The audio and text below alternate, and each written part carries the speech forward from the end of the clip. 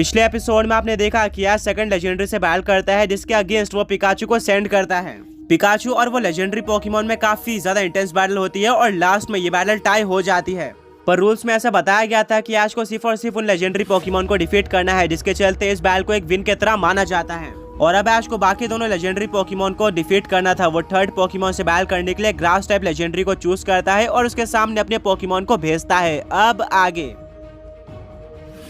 ऐश जिस पोकेमॉन को चूज करता है वो होता है फायर और फ्लाइंग टाइप पोकेमॉन चार्जार्ड। यानी कि ऐश एडवांटेज के साथ गया था। ये बैटल चार्जार्ड और ग्रास टाइप लेजेंडरी पोकेमॉन में होने वाली थी। बैटल स्टार्ट हो जाती है। ऐश अपने चार्जार्ड को फ्लेम थ्रोअर यूज करने बोलता है और चार्जार्ड बिल्कुल ऐसा ही करता है। पर तभी एक ऐसी चीज होती है जिसको देखकर ऐश, ब्रॉक, मिस्ट्री, सरीना सभी के सभी शॉक रह जाते हैं। वो ग्रास टाइप लेजेंडरी पोकेमॉन पूरी तरह से गायब हो जाता है और इस अटैक को इजीली डॉज कर लेता है। और फिर वो काफी स्पीड से चार्जार्ड के ऊपर एक ड्रैगन टाइप अटैक का यूज करता है, जिससे चार्जार्ड पीछे वॉल पर जाकर टकरा जाता है। यह अटैक इतना स्ट्रॉन्ग था, इसका अंदाजा आप इस बात से लगा सकते हो कि टेंपल के कुछ पत्थर भी नीचे गिर जाते हैं। ऐश बोलता है क्या किसी पोकेमॉन की स्पीड इतनी ज्यादा कैसे हो सकती है कि वो हमको दिख ही नहीं रहा है। ब्रॉक बोलता है ऐश का पॉइंट बिल्कुल वैलिड है एंड इस पोकेमॉन के अटैक भी बहुत ही ज्यादा स्ट्रॉन्ग है।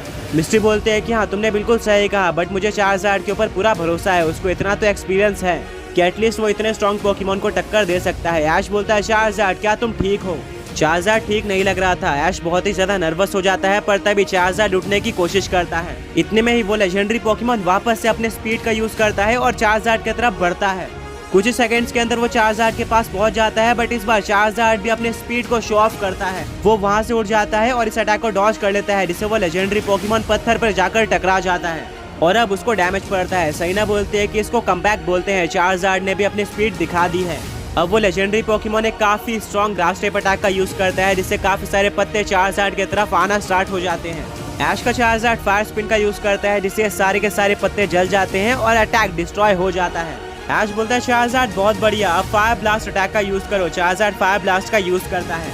वो लेजेंडरी पोकेमॉन दोबारा से अपने स्पीड का यूज करके इस अटैक को डॉज कर लेता है और चार्जार्ड के पास आकर एक अपग्रेडेड ड्रैगन क्लॉ अटैक का यूज करता है, जिससे चार्जार्ड को दोबारा काफी ज्यादा डैमेज पड़ता है। ऐश पूरी तरह से शॉक रह गया था क्योंकि उसके चार्जार्ड के पास कोई भी मौका नहीं था इस अटैक को काउंटर करने का। ये सब कुछ सेकंड्स के अंदर ही हो रहा था। ब्रॉक बोलता है कि लेजेंडरी पोकेमॉन की स्पीड बहुत ज्यादा है। वो कुछ सेकंड्स के अंदर सिर्फ और सिर्फ अटैक को डॉज ही नहीं कर रहा, बल्कि चार्जार्ड के ऊपर अटैक भी कर दे रहा है, जिसके चलते चार्जार्ड को दिक्कत हो रही है। ऐश को कुछ ना कुछ करना होगा इसको काउंटर करने के लिए। चार्जार्ड जमीन पर गिरा हुआ था, बट वो वापस खड़ा हो जाता है। ऐश बोलता है चार्जार्ड कोई बात नहीं, ड्रैगन क्लॉ अटैक का यूज करो। चार्जार्ड लेजेंडरी पोकेमॉन के पास पहुंच जाता है, पर वापस से लेजेंडरी पोकेमॉन अपने स्पीड का यूज करता है और वो चार्जार्ड के पीछे चले जाता है। इस बार ऐश इसके लिए बिल्कुल रेडी था। वो बोलता है चार्जार्ड पीछे की तरफ ड्रैगन टेल अटैक का यूज करो। लेजेंडरी पोकेमॉन भी अपने अटैक को यूज कर देता है। ये दोनों अटैक टकरा जाते हैं और चारों तरफ काफी तेज हवा चलती है। ये देखकर ऐश, उसके फ्रेंड्स और इवन लेजेंडरी पोकेमॉन्स भी शॉक हो गए थे कि दोनों अटैक बिल्कुल इक्वल थे।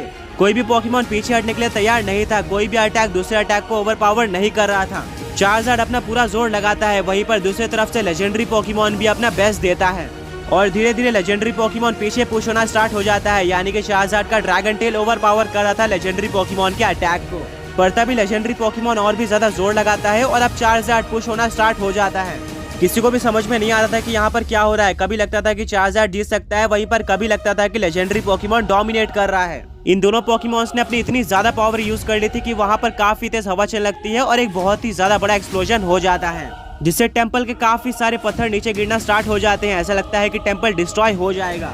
चार्जार्ड और लेजेंडरी पोकेमॉन दोनों ही उस धुएं के अंदर गायब हो जाते हैं। वहीं पर ऐश, उसके फ्रेंड्स और बाकी लेजेंडरी पोकेमॉन डिस्ट्रक्शन से बचने की कोशिश करते हैं। अब काफी टाइम बाद पूरा धुआं हट जाता है और देखने को मिलता है कि बैटलफील्ड में कोई भी पोकेमॉन नहीं है। चार्जार्ड एक कोने में पड़ा हुआ है, वहीं पर लेजेंडरी पोकेमॉन टेंपल के दूसरे कोने में है। दोनों ही पोकेमॉन्स नीचे गिरे हुए हैं और दोनों का ही बहुत ही ज्यादा डैमेज पड़ चुका है। सरीना बोलती है कि यह तो 4 लेजेंडरी पोकेमॉन्स में से अब तक की सबसे ज्यादा इंटेंस बैटल है। कोई भी पोकेमॉन हार मानने को तैयार नहीं है। ब्रॉक बोलता है सरीना तुमने बिल्कुल सही कहा और ऐश को ऐसी ही बैटल बहुत ज्यादा पसंद है। देखते हैं कि इस बैटल को कौन जीतता है। चार्जार्ड अब बहुत ज्यादा कमजोर हो चुका था, बट अभी भी वो नहीं हारा था। वो वापस उड़ जाता है। वहीं पर दूसरी तरफ लेजेंडरी पोकेमॉन भी वीक हो चुका था, स्टिल वो आगे बैटल कर सकता था। वो भी उड़ जाता है। दोनों ही पोकेमॉन्स को पता था कि ये बैटल डिसाइड कर सकती है कि ऐश आगे जाने वाला है या फिर नहीं। अगर यहाँ पर चार्जार्ड जीतता है तो ऐश एक और लेजेंडरी पोकेमॉन को डिफीट करके सारे पावर्स को यूज कर सकता है। वहीं पर अगर यहाँ पर लेजेंडरी पोकेमॉन जीतता है तो ऐश की पूरी ड्रीम तबाह हो जाएगी।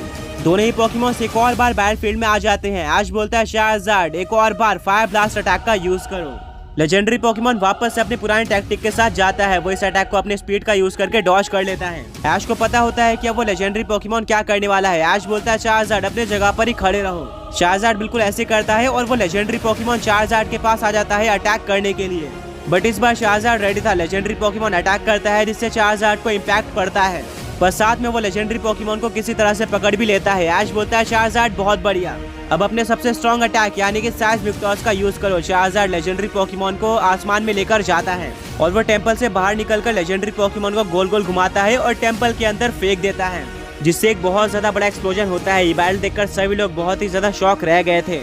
साइना बोलती है कि चार्जार्ड का साइज टॉस ज्यादातर काम कर देता है, मुझे लगता है कि यहाँ पर लेजेंडरी पोकेमॉन हार जाएगा। चार्जार्ड वापस से टेंपल में आ जाता है और कुछ देर बाद स्मोक हटता है तो देखने को मिलता है कि लेजेंडरी पोकेमॉन को कुछ भी नहीं हुआ था, वो अभी भी वहाँ पर खड़ा हुआ था, जिसको देखकर ऐश, ब्रॉक, मिस्टी, साइना सभी लोग शॉक रह जाते हैं। सारे legendary Pokemon grass type legendary Pokemon को अप्रिशिएट करते हैं, उसने अपना पूरा बेस्ट दिया था। साइना बोलती है ये कैसे पॉसिबल है, लेजेंडरी पोकेमॉन ने इसको सर्वाइव कैसे कर लिया। ब्रॉक बोलता है कि जब चार्जार्ड ने लेजेंडरी पोकेमॉन को फेंका और वो जमीन पर गिरने वाला था, तभी लेजेंडरी पोकेमॉन अपने लेविटेट एबिलिटी का यूज करके जमीन पर गिरता ही नहीं है और ऊपर उड़ जाता है। मिस्टी बोलते ये तो इम्प्रेसिव है। वहीं पर दूसरी तरफ ऐश नर्वस हो जाता है क्योंकि चार्जार्ड को कोई भी अटैक काम में नहीं आ रहा था। इवन साइज टॉस जिसके ऊपर ऐश को पूरा भरोसा था, वो अटैक भी फेल हो गया था। पूरे बैटलफील्ड में शांति छाई हुई होती है। ऐश बोलता है चार्जार्ड चलो एक फाइनल बार ट्राई करते हैं, अभी ड्रैगन क्लॉ का यूज करो। वहीं पर सामने से लेजेंडरी पोकेमॉन भी अपने फाइनल अटैक का यूज करता है, जो कि ड्रैगन क्लॉ से सिमिलर होता है, बट उसका अपग्रेडेड और ज्यादा स्ट्रॉन्ग वर्जन होता है। दोनों ही पोकेमॉन सामने सामने आ जाते हैं और दोनों के ड्रैगन क्लॉ टकरा जाते हैं। दोनों ही पोकेमॉन ने अपना बेस्ट दिया था और वापस से हवाई चलना स्टार्ट हो जाती है।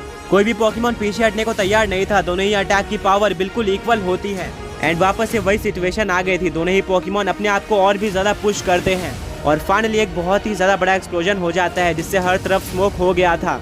इतना कंफर्म था कि इतने ज्यादा बड़े एक्सप्लोजन के बाद एक ना एक पोकेमॉन जरूर हारा होगा। सभी लोग स्मोक के हटने का वेट कर रहे होते हैं। तभी स्मोक हट जाता है और सभी लोगों को ऐसा कुछ देखने को मिलता है जिसको देखकर वो शॉक रह जाते हैं।